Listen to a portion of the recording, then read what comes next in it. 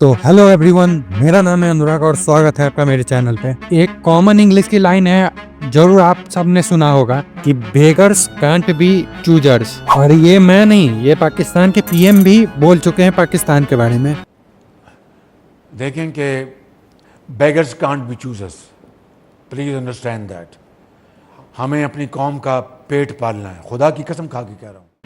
तो देखिए, T20 world cup को लेके पाकिस्तान बहुत टाइम से ड्रामे कर रहा था। फाइनली ये जाके ड्रामे खत्म हो चुके हैं और पाकिस्तान के पीएम ने अपनी टीम को 15 तारीख को भारत से मुकाबले खेलने को परमिशन दे दिया है। तो अब मैं आपको एक एक करके बताता हूँ कि किस तरीके से ये सारी चीजें हुई है। तो देखिए, थूक के चाटने वाले को अगर आप पाकिस्तान बोले तो इसमें कोई गलत नहीं होगा। तो देखिए, वर्ल्ड कप के स्टार्टिंग में जब बांग्लादेश के साथ भारत की क्रिकेट को लेकर कॉन्फ्लिक्ट हुई तो बीच में पाकिस्तान अचानक से आके कूद पड़ा था। तो इनिशियली पाकिस्तान के मीडिया और उनके कुछ पॉलिटिशियन के द्वारा ये बातें उछाली गई कि पाकिस्तान पूरे T20 वर्ल्ड कप को बायकॉट कर देगा। फिर कुछ टाइम बाद ही बताई सुनने में कि पाकिस्तान पूरे T20 वर्ल्ड कप बायकॉट नहीं करेगा, बल्कि जो इंडिया के साथ 15 तारीख को मैच होने वाली है उसे बायकॉट करेगा। लेकिन आई एम वेरी श्योर कि मुझे और आपको ये पहले से पता था कि पाकिस्तान इंडिया के साथ मैच जरूर खेलेगा। हालांकि इसको लेके पाकिस्तान के पीएम ने बयान दे दिया कि उन्होंने मना किया है पाकिस्तान के टीम को इंडिया के साथ 15 तारीख को मैच होने वाली है उसमें नहीं खेलने को। अब इसको देख के आईसीसी ने पाकिस्तान क्रिकेट बोर्ड को वार्निंग दी कि आप एक बार अपने डिसीजन को रीथिंक करो, क्योंकि ये आपके लिए भी नहीं अच्छा होगा।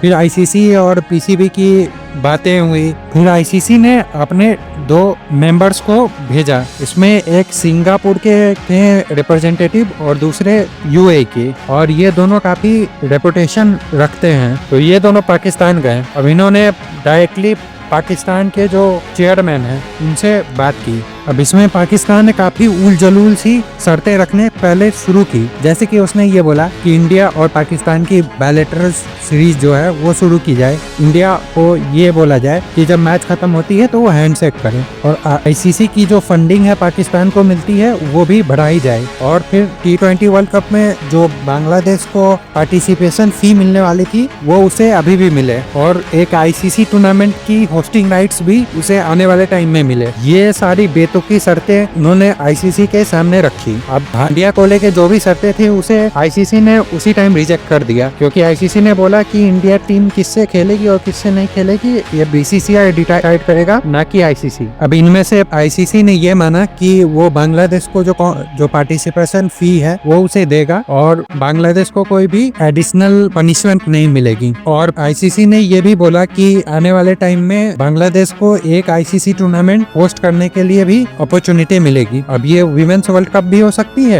या अंडर 19 की भी हो सकती है, या फिर मेंस की जो भी क्रिकेट टूर्नामेंट है आईसीसी वाली वो कोई मिलेगी। अब ये तो टाइम ही बताइए कौन सी मिलती है। तो ये सारी ड्रामे कुछ टाइम तक चले, फिर मीटिंग खत्म हुई। उसके बाद आईसीसी के डेलीगेशंस जो आए थे पाकिस्तान में वो वापस चले गए। फिर पाकिस्तान के चेयरमैन से पूछा गया कि क्या बातें हुई है। उन्होंने बोला कि हाँ, बातें तो हो गई है। अब ये जो भी आईसीसी ने हमें कहा है, हमने जो शर्तें रखा है, जो उन्होंने माना है, ये सारी इंफॉर्मेशन हम लेके पीएम के पास जा रहे हैं, यानी कि वो शहबाज शरीफ के पास जा रहे हैं, और शहबाज शरीफ जो भी बोलेंगे वही अंतिम फैसला होगा। तो इस टाइम तक तो समझ में आ गया था कि क्या फैसला होने वाला है। और इस बीच में आईसीसी ने एक नोटिस जारी करके ये बताया कि बांग्लादेश को कोई भी पनिशमेंट नहीं मिलेगी और अपकमिंग टाइम में उसे एक आईसीसी टूर्नामेंट होस्ट करने के लिए भी अपॉर्चुनिटी दिया जाएगा, और जो पार्टिसिपेशन फी है वो भी बांग्लादेश को दी जाएगी। इसमें तो कुछ गलत नहीं लग रहा, ये तो एक तरीके से सही है। अब उसके बाद बांग्लादेश क्रिकेट बोर्ड की एक पोस्ट आती है, उसमें कहा था कि हाँ जी, बीसीबी, पीसीबी और आईसीसी की एक मीटिंग हुई है। उसके बाद हम पाकिस्तान टीम को रिक्वेस्ट करते हैं कि वो जाके इंडिया के साथ 15 तारीख वाली मैच खेले, और हम पाकिस्तान का धन्यवाद करते हैं कि उन्होंने हमारे साथ आवाज उठाई। अब साफ तरीके से ये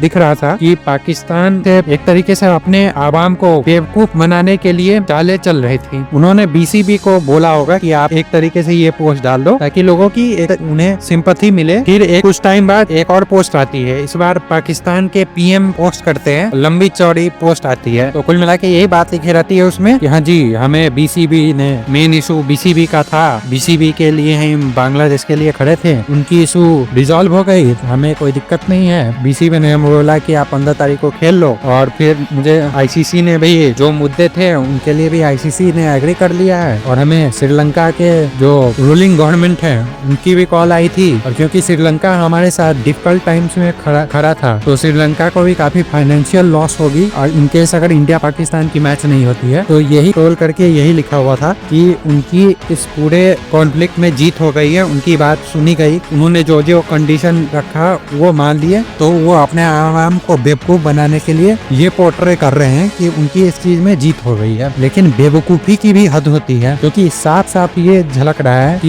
ये इतनी बड़ी बात हो गई। उनके पीएम ये ट्वीट करके बोलते हैं कि पाकिस्तान टीम नहीं खेलेगी, और फिर कुछ दिन बाद वो पलट जाते हैं और बोलते हैं कि अब खेलेगी। अब इस सारे इवेंट से आप समझ सकते हैं कि वहाँ पे पीएमके की बात की कोई सीरियसनेस है नहीं। और वहाँ पे अब पाकिस्तान के जो गवर्नमेंट है, इंक्लूडिंग जो पीसीबी के चेयरमैन हैं, वो अब पाकिस्तान के आवाम को चूरन बेच रहे हैं कि देखिए जी, हमने तो आईसीसी को बुला लिया, आईसीसी ने हमारा पैर पकड़ लिया, हमने जी ऐसे किया, हमारे करने से आईसीसी ने हमारी सारी बातें मान ली, ये कर लिया वो कर लिया। अब ये चूरन वो बेच रहे हैं, और पाकिस्तान के भी आवाम बेवकूफ है जो वो सारी बातों को सच मान रही है। तो अभी के लिए दोस्तों बस इतना ही। जाते हुए मैं ये पूछना चाहूंगा कि आने वाले 15 तारीख को मैच को इंडिया कितने रनों या कितने विकेटों से जीतेगी? कमेंट सेक्शन में जरूर बताइएगा। जय हिंद, जय भारत।